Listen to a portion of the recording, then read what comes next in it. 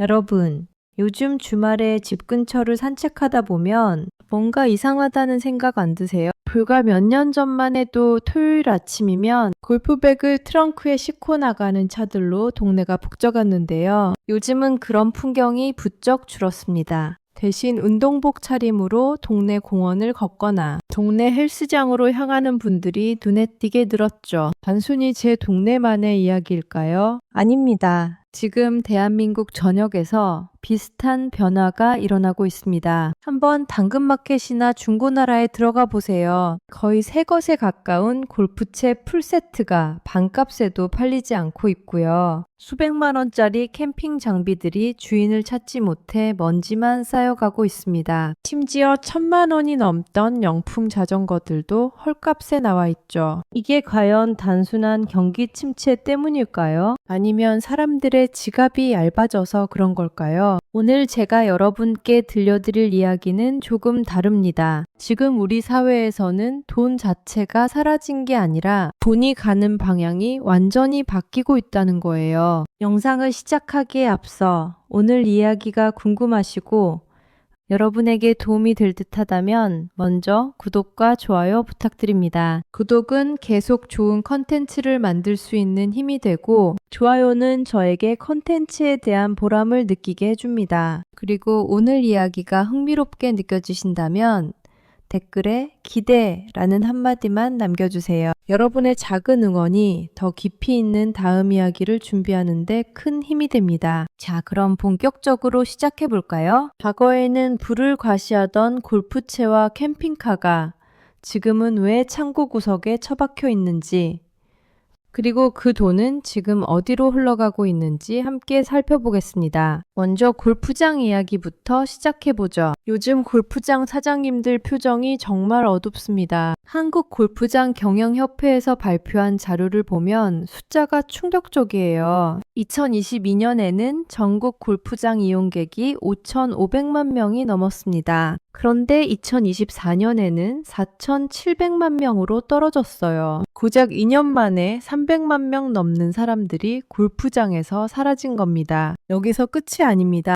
2025년 그리고 지금 2026년 들어서는 이 하락세가 더 가팔라지고 있어요. 골프장마다 평균 이용객 수가 매년 수십 명씩 줄고 있죠. 여러분, 골프장이 어떤 사업인지 아십니까? 손님이 오건 안 오건 잔디는 매일 깎아야 하고 캐디와 직원은 항상 대기하고 있어야 합니다. 전형적인 고정비 사업이에요. 그래서 이용객이 5%만 줄어도 영업이익은 20%에서 30%씩 폭삭 무너집니다. 실제로 수도권 골프장들의 매출이 작년 대비 10%에서 20%까지 떨어지고 있다는 소문이 들립니다. 지방 골프장은 더 심각하죠. 이미 그린피를 깎아서 출혈 경쟁에 들어갔어요. 예전에는 골프장 주인은 대대손손 부자라는 말이 있었는데 이제는 그 말도 옛말이 되어가는 중입니다. 더 큰 문제는 앞으로의 전망입니다. 골프 열풍을 이끌던 주축이 누구였죠? 바로 30대와 40대,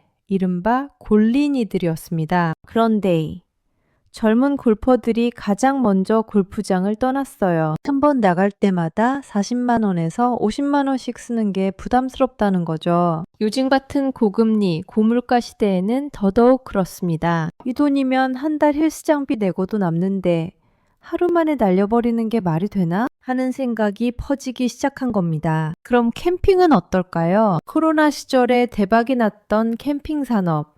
지금은 더 처참합니다. 캠핑카와 카라반 시장을 한번 보세요. 최근 3년 사이에 수요가 무려 75%나 폭락했습니다. 시장이 거의 붕괴 수준이에요. 수억 원을 들여 캠핑카 제작 업체를 차렸던 사업자들은 지금 줄도산 위기에 몰려 있고요. 중고시장에는 처치곤란한 카라반들이 헐값에 쏟아져 나오고 있습니다. 캠핑장도 마찬가지죠. 코로나 때 우후죽순 생겨났던 캠핑장들이 지금은 예약률이 반토막 났어요. 시설에 투자한 돈도 못 건지고 매물로 나오는 곳이 한둘이 아닙니다. 자전거는 또 어떻습니까? 한 대에 1,000만 원, 2천만 원씩 하던 고급 로드바이크의 인기도 싸늘하게 식었어요. 전문가들은 세계 자전거 시장이 2025년을 정점으로 하락할 거라고 예측하고 있습니다. 재고는 넘쳐나는데 살 사람이 없어요. 한때 자전거 덕후라고 불리던 분들도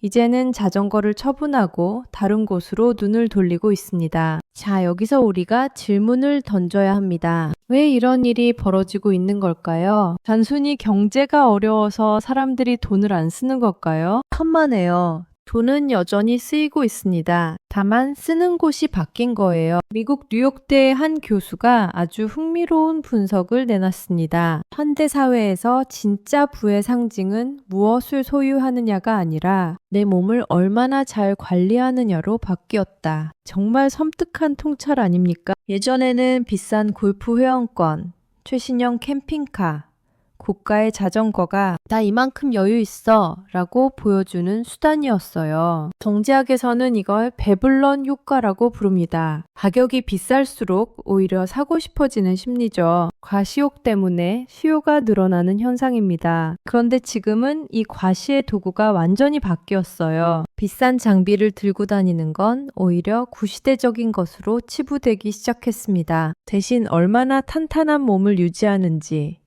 얼마나 활기차고 건강한 삶을 사는지가 진짜 럭셔리가 된 거예요. 여기서 시성비라는 개념을 한번 생각해 볼 필요가 있습니다. 가성비는 돈 대비 성능이잖아요. 그럼 시성비는 뭘까요? 시간 대비 성능입니다. 골프 한번 치는데 얼마나 걸립니까? 집에서 골프장까지 이동하고 라운딩하고 밥 먹고 돌아오면 하루 10시간이 훌쩍 넘어갑니다. 돈은 돈대로 쓰면서 시간까지 통째로 바치는 거죠. 캠핑도 마찬가지예요. 짐 싸고 이동하고 설치하고 정리하고 주말이 다 날아갑니다. 요즘 사람들은 이런 방식을 거부하기 시작했어요. 대신 1시간 동안 고강도 운동으로 최대 효율을 뽑아내길 원합니다. 바쁜 일상 속에서 가장 소중한 자산인 시간을 낭비하지 않겠다는 계산적인 접근이 시작된 겁니다. 그럼 여기서 가장 중요한 질문이 나옵니다. 망해가는 산업에서 빠져나온 그 막대한 자본은 다 어디로 가고 있을까요? 주식시장을 한번 들여다보면 답이 보입니다. 나이키나 아디다스 같은 전통의 강자들이 주춤하는 사이 이름도 낯선 신흥 강자들이 급성장하고 있어요. 대표적인 게 스위스의 온이라는 회사입니다. 이 회사의 성장세는 정말 경이로워요. 2025년 3분기 매출이 전년 대비 무려 34%나 급증했습니다. 특히 아시아 태평양 지역은 거의 2배 가까이 성장했죠. 영업이익률도 60%가 넘습니다. 럭셔리 브랜드 못지않은 수익성이에요. 미국의 호카라는 브랜드도 마찬가지입니다. 최근 성장이 조금 둔화됐다는 우려가 나오긴 했지만 여전히 2자릿수 성장은 이어가고 있어요. 이 회사들의 공통점이 뭘까요? 단순히 신발을 파는 게 아니라는 겁니다. 퍼포먼스와 라이프 스타일을 결합한 새로운 문화를 팔고 있어요. 한 CEO가 최근 인터뷰에서 이런 말을 했습니다. 소비자들은 이제 단순히 멋진 신발을 원하지 않습니다. 자신의 한계를 시험하고 더 오래 건강하게 살 수 있도록 돕는 도구에 기꺼이 지갑을 엽니다. 바로 이겁니다. 과거의 취미 산업이 소비에 초점이 맞춰져 있었다면 새로운 산업은 생산과 보존에 초점을 맞추고 있어요. 내 몸의 가치를 높이고 내 생명을 연장하는 데 돈을 쓰는 게 가장 수익률 높은 투자라고 믿기 시작한 거죠. 여기서 이야기는 더 큰 흐름으로 이어집니다. 바로 장수 경제입니다. 여러분, 장수 경제 시장 규모가 얼마나 되는지 아십니까? 2026년까지 전 세계적으로 약 27조 달러에서 33조 달러에 이를 거라고 합니다.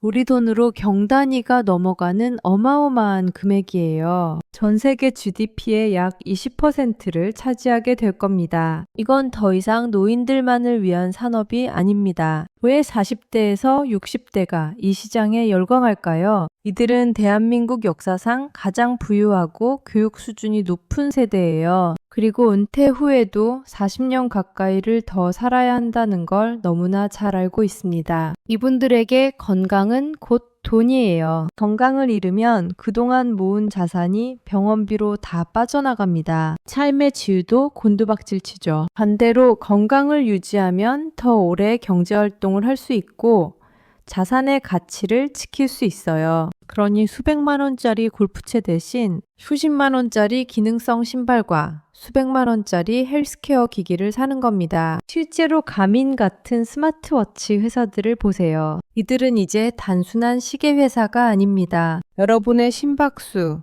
산소 포화도, 수면의 질을 실시간으로 추적하는 데이터 기업이에요. 이 데이터는 나중에 보험사나 병원에 엄청난 가격으로 팔릴 겁니다. 우리가 운동을 할수록, 건강을 관리할수록 기업들의 데이터 창고는 채워지고 그들의 주가는 올라갑니다. 한번 상상해 보세요. 2026년 어느 주말 아침입니다. 과거라면 골프백을 챙겼을 50대 남성이 거실에서 스마트 미러를 켭니다. AI 코치가 나타나 오늘의 운동 프로그램을 제안하죠. 그는 손목에 찬 스마트워치를 확인합니다. 실시간으로 건강 데이터가 분석되어 보험사에 전송되고 보험사는 그에게 건강관리 점수를 부여해 보험료를 깎아줍니다. 30분간 땀을 흘린 그는 기능성 의류를 갈아입고 집 근처 공원으로 나갑니다. 그가 신은 신발은 스위스의 신생 브랜드 제품이고 그는 이 활동을 SNS에 인증하며 성취감을 느낍니다. 이것이 바로 지금 벌어지고 있는 산업의 대전환입니다. 거창한 장비도 화려한 회원권도 필요 없습니다. 오직 내 몸과 시간,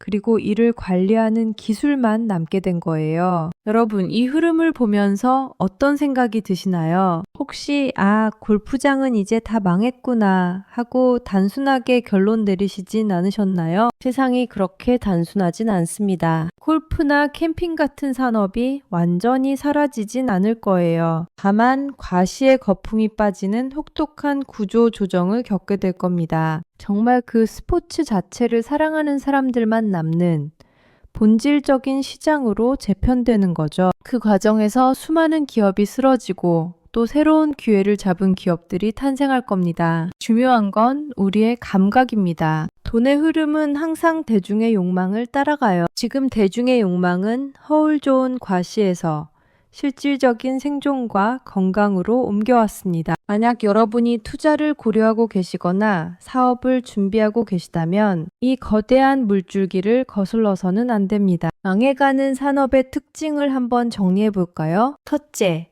유지하는데 돈이 너무 많이 듭니다. 둘째, 즐기는데 시간이 너무 오래 걸립니다. 셋째, 다른 사람에게 보여주기 위한 성격이 강합니다. 반면 떠오르는 산업은 어떻습니까? 첫째, 개인의 데이터를 쌓아갑니다. 둘째, 시간 대비 효율이 극도로 높습니다. 셋째, 개인의 본질적인 가치를 높여줍니다. 여러분은 지금 어디에 소중한 자본과 시간을 투입하고 계신가요? 혹시 무너져가는 성벽 안에서 예전엔 좋았지 하며 추억에 잠겨 계시진 않나요? 아니면 성벽 밖으로 나와 새롭게 지어지는 거대한 건강의 탑을 바라보고 계신가요? 시대의 변화는 잔인할 정도로 냉정합니다. 하지만 그 변화를 읽어내는 사람에게는 항상 새로운 기회의 문이 열립니다. 2026년 현재 우리는 그 어느 때보다 역동적인 산업 전환기를 지나고 있어요. 오늘 말씀드린 골프,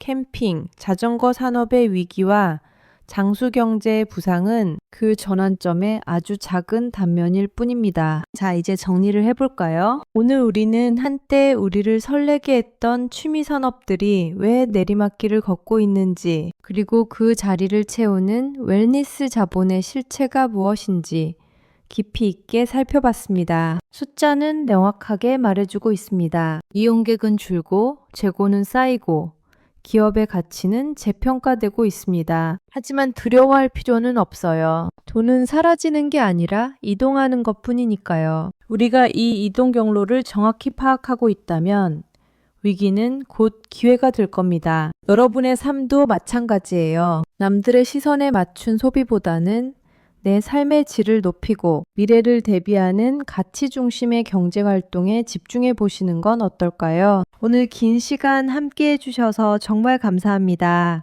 이번 이야기가 여러분의 경제적 통찰력을 한 단계 높여드리는 계기가 되었으면 좋겠습니다. 여러분은 현재의 산업 변화를 어떻게 느끼고 계신가요? 실제로 주변에서 골프나 캠핑을 그만두는 분들을 자주 보시나요? 아니면 여전히 그 인기가 뜨겁다고 생각하시나요? 여러분의 생생한 현장 목소리를 댓글로 공유해 주세요. 하나하나 읽어보며 소통하겠습니다. 다음 이야기에서는 더 날카로운 분석과 실질적인 정보를 담아 돌아오겠습니다. 여러분의 현명한 경제 생활을 응원합니다. 감사합니다.